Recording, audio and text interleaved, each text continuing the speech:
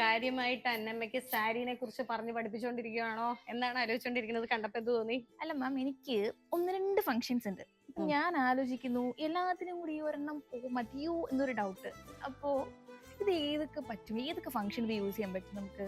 ഇത് ആക്ച്വലി ഞാൻ പറയുന്നത് ഒരു ബ്രൈഡിനാണെങ്കിലും ബ്യൂട്ടിഫുൾ പീസാണ്. ഓൾ ഓവർ ആണ് ഇതിനകത്ത്. ആ പേൾസ് ആണെങ്കിലും കഡ്ദാന വന്നിരിക്കുന്നത്.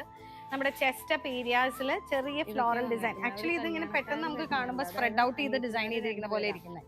പക്ഷെ നമ്മൾ കറക്റ്റ് ആയിട്ട് ഫോക്കസ് ചെയ്ത് നോക്കുമ്പോഴാണ് അതിനകത്ത് ഓരോ ഫ്ലവേഴ്സ് ആണ് വന്നിരിക്കുന്നത്. അത് തന്നെയാണ് ആ ചെസ്റ്റ് അപ്പും പല്ലു എൻഡിലും അതിനകത്ത് കുറച്ചുകൂടെ സീക്വൻസ് കൊടുത്ത് ഹൈലൈറ്റ് ചെയ്തിരിക്കുക. ഇതിന്റെ സ്കാലപ്സ് കാണാൻ നല്ല ഭംഗിയില്ലേ?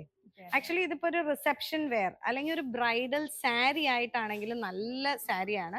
നല്ല ബ്യൂട്ടിഫുൾ ഷെയ്ഡാ കേട്ടോ. ഒരു പീച്ചിഷ് ബ്ലഷ് പിങ്ക് ടോൺ എന്നൊക്കെ പറയില്ലേ. അപ്പൊ അതിനകത്തോട്ട് കട്ട് ബീഡും പേളും കൂടെ വന്നിരിക്കണം. ബ്ലൗസ് ആണെങ്കിലും നമുക്ക് ഒത്തിരി പരിപാടിക്കൊന്നും പോണ്ട. നിങ്ങളൊക്കെ മിക്കവാറും സ്ലീവ്ലെസ്സുകാരായിരിക്കുമല്ലോ അല്ലേ? അതെ. എന്നാലും ഇതിൽ സ്ലീവ്സിൽ വർക്ക് ഉണ്ട്. കട്ട് ബീഡ്സ് ആണ് ബോഡിയിൽ വന്നിരിക്കുന്നത്. ഇവിടെ ആണെങ്കിലും ചെറിയ പേൾസ് സ്പ്രെഡ് ഔട്ട് ചെയ്തിരിക്കുന്നത്. അപ്പൊ ഇപ്പം ചിലർക്കത് ഫുള്ളായിട്ട് വർക്ക് വേണ്ടെന്നുള്ളവരുണ്ടാവും. ഇത്രയും ഹെവി വർക്ക് സാരിയിലായതുകൊണ്ട് ചിലർക്ക് അത് കൂടുതൽ വേണം എന്നുള്ളവരുണ്ടാവും. അപ്പൊ ഏത് രീതിയിൽ വേണമെങ്കിലും നമുക്കിത് കൊടുക്കാം. പിന്നെ എല്ലാ ഫംഗ്ഷൻസിനും എങ്ങനെ ഇപ്പൊ നമ്മളൊരു വെഡിങ് റിസപ്ഷൻ അല്ലെങ്കിൽ ഒരു ബ്രൈഡ് അല്ലെങ്കിൽ ഒരു ബ്രൈഡ് സിസ്റ്റർ ആർക്കാണെങ്കിലും ഇത് നല്ല അടിപൊളിയായിട്ട് കൊടുത്തു പോവാം. അപ്പൊ തീരുമാനമായോ?